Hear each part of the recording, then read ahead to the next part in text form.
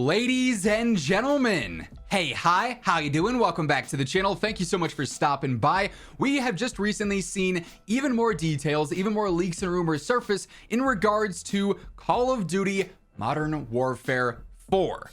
Yes, we're already talking COD 2026 with leaks and rumors. We did talk a few weeks back about some initial details that surfaced regarding the game, but now we have even more leaks and rumors in regards to the general story and what to expect with the tone, then even some gameplay details on Modern Warfare 4 as well. It sounds crazy to be talking about a Call of Duty that's this far out, but I guess in the era of the COD HQ and things being leaked so early because of that and everything being built off the same engine and just insider info, this is the state that we're in, right? But that said, today's information is stemming from Vondi is Pog over here on Twitter. Vondi is a leaker in the community that we've talked about several times here on the channel over the course of time. And we get a pretty lengthy and detailed description of what to expect with the Modern Warfare 4 narrative, and then additional details in the replies from Vondi with some more specific gameplay related stuff as well. But this sort of sets up what to expect with the tone of the game, realism versus the extreme cartoony stuff that we've seen recently and whatnot, and sort of gives us that realism feel or that classic Modern Warfare feel that we initially thought we were going to see more of throughout the years after Modern Warfare 2019. So here's what Vondi has to say. Modern Warfare 4's campaign will follow a structure similar to the original Modern Warfare trilogy and Modern Warfare 2019. So the general campaign layout that we had back during COD 4, MW2, MW3 way back in the day, which was very similar to MW 2019's, following a split narrative between Task Force 141 accompanied by SAS and Demon Dogs accompanied by USMC. The main antagonist will be Makarov's Inner Circle, so this will obviously line up with Modern Warfare 3's campaign, where at the end, everything fell apart, of course. Along with the Russian Federation, there's also some sort of side plot involving South Korea, but unsure exactly what that'll entail. Each POV will be tonally quite different, with Task Force 141's being more akin to the rebooted series with a focus on stealth, infiltration, and high-action, hero-esque segments, while Demon Dogs will be more akin to American missions in the original trilogy with a focus on immersive urban firefights and CQB room-clearing segments. There are a couple missions like from Modern Warfare 2 back in the day that, remind me a lot. I think it's actually the first mission in Modern Warfare 2 when you start that campaign. You're in like the neighborhood, right? So similar to that, whereas Task Force 141's will be more similar to maybe MW 2019's, where it's a lot of stealth focus and high action stuff going on there.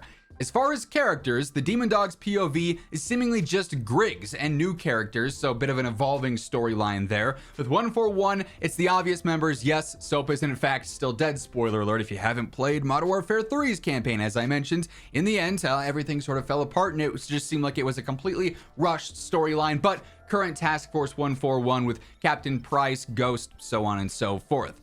Price being wanted for Shepard's murder doesn't seem to be too major of a plot point. That likely could be because in that post-credits scene, obviously it was done in stealth. They were the only two in the room, and so there might not be that direct connection there, although there's certainly, justification to part of it. Captain Price clearly was not a fan of Shepard throughout the entire storyline there. There was definitely hints of that wanting to be the case where those two did not get along by any means, so the suspicion might be there, but there might not be a direct connection or evidence for that to actually be a full thing, but you never know how the story evolves. Would be pretty interesting to see Price painted as a villain because he did take out Shepard. Last comment on the story is the game will be attempting to go for Modern Warfare 2019's strategy of containing many shock value moments and a much darker tone, with there being less of an emphasis on 141 being full-on heroes and more so just above average soldiers that are revered as being the best of the best and willing to do anything to accomplish the mission, with morals taking more of a backseat against what gets results. We've seen this throughout the Modern Warfare story a little bit in recent years with the new trilogy, right? But Modern Warfare 2019 really gripped a lot of people because of that. It was a much darker, a much more gritty, campaign and storyline that a lot of people really ended up enjoying, and it set up a really cool story for obviously the remainder of Modern Warfare 2019 that directly tied into the seasons and even Verdansk and the Warzone storyline as well. As previously leaked, this has been out there for some time. There is some sort of New York City mission, although rather than it being an invasion like the original Modern Warfare 3, if you played the campaign, you know, it seems it is an attack by Makarov, being a false flag attack posing as Russia. It also seems this mission is a flashback taking place shortly after Modern Warfare 3, so connecting directly to that storyline. Quick comment on the setting. Modern Warfare 4 is taking a bit of a near futuristic approach similar to Black Ops 2 and Ghosts. The game will attempt to remain grounded while also taking creative liberties with the tech of the world evolving in the aftermath of BO2's second Cold War. The game is scheduled to release in 2026 under Infinity Ward as the lead developer. The studio has undergone quite a few changes in leadership since 2022's Modern Warfare 2. Obviously, a big quarrel and a big complaint a lot of players have with MW 2022 was the lack of listening and feedback engagement that Modern Warfare 2 went through. The game was not super well received, hence why it had the most hype of all time coming off of Modern Warfare 2019, one of the best CODs in terms of popularity and sales ever. Everyone figured it was going to be just like that game, and then it was like a complete polar opposite in many ways, and it dropped the ball big time. And they didn't really ever rebound from that and never really responded to that feedback. And potentially that's why there's been a leadership change. So hard to really gauge what to expect from Infinity Ward if their leadership is super different from the last game that we had from them, even though it was a pretty underwhelming game by a lot of metrics, right? But this isn't all the details we have on MW4. As mentioned, Vondi goes through in the replies here and actually gives us a few other details on gameplay specifics rather than just the campaign stuff and narrative details. By the way, as we are breaking everything down here today, if you want to guarantee that on a daily basis you're always in the know for everything going on in COD, this is the place to be. So feel free to hit that subscribe button and turn on those post notifications. And if you enjoyed this video, a like rating is always seriously appreciated as well. But Vondi is actually asked here about DMZ. Obviously, there's been a lot of leaks and rumors about DMZ making a return in the future, a little bit dating to COD 2025 and then a little bit dating to COD 2026, kind of a up in the air sort of fluid situation. But he gets asked, any news on DMZ making a return with this game? I'm hopeful but doubtful. Vondi says DMZ will be taking more of a co-op focus. It'll essentially be the new Spec Ops but more open world and extraction focused